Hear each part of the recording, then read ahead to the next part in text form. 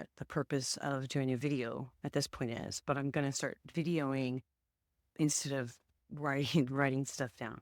There's a purpose for it. And so I just wanted to document this because this is the closet. I'm sitting in my closet in my house on Cali Sandor in Temecula.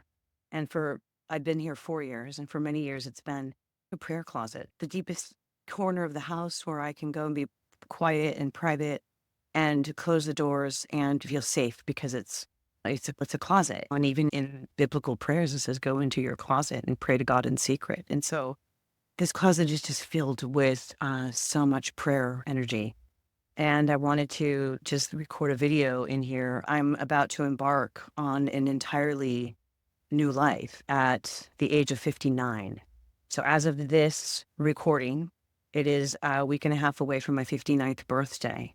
I recently, about a month or so, about 6 weeks ago, moved mom and dad into an assisted living for their safety and for all of our benefit. I've had some old traumas resurface and have now know that I need to go out and I need to be on a healing journey. I need to transform my own universe.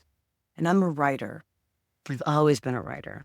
And I had this epiphany about what I was going to do with all of my belongings. So I wanted to just share some. It is early in the morning right here. And as you can tell, I'm not wearing a lot of makeup. I wanted to accomplish this because ever since I moved mom and dad out, my entire everyday schedule has been about sorting, sifting, purging, tossing, selling, organizing, deciding to save or toss or what was important or giving away.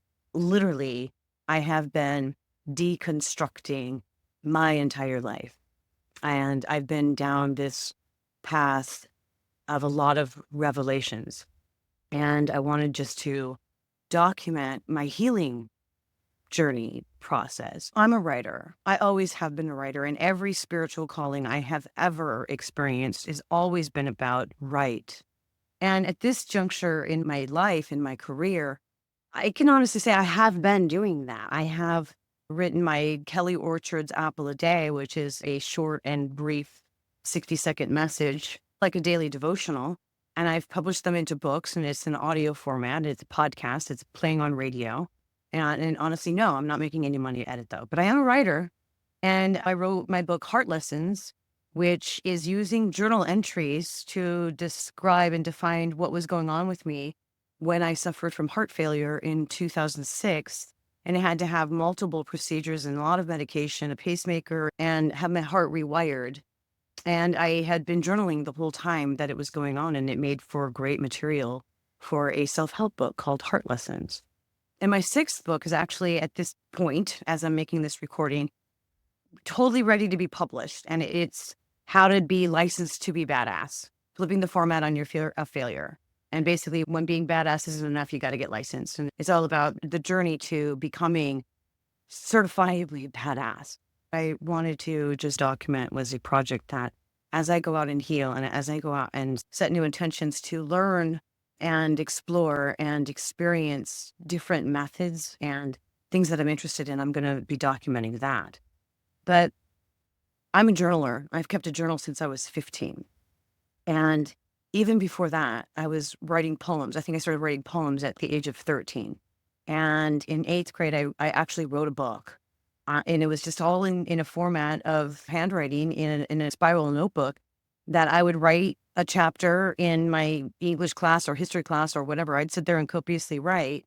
And then I would hand it to my friend who would read it in her next class and then come back to me with feedback. And so I just continued to write this little book when I was 13. I still have it. But when I was 15 and I started high school, 10th grade, in those days, we had to choose a major at our high school. And so I chose English as a major because I thought I was a writer. And so I had a lot of English related classes, literature, journalism, creative writing, etc. And so in one creative writing class, the instructor said, if you want to be a writer, then you need to just start writing, just write. And so that year I asked for a journal for Christmas when I was 15. That's 1979. And so I have been keeping a journal all those years. There's a very brief period of time where I was not writing. And that was during my marriage to my kid's dad in the earliest years of our marriage. And frankly, I stopped writing probably because I was on a downward spiral of self destruction. I wasn't in a happy marriage and probably didn't want to own it. And my husband, who's now my ex husband, would mock me and ridicule me for writing in my journal. So I stopped. But it wasn't until I started journaling again that I started to actually see what was really happening in my life. So I'm a big time proponent of journaling your thoughts and feelings for healing purposes, for recognition, for validation, for these revelations that we really don't know that's inside of us, and also to purge and release the sadness, the anger, the angst that you're feeling. Journaling is just free writing is just the awesome tool for us humans. I wanted just to share this. Now, these are all this. Here's my strategy, my plan.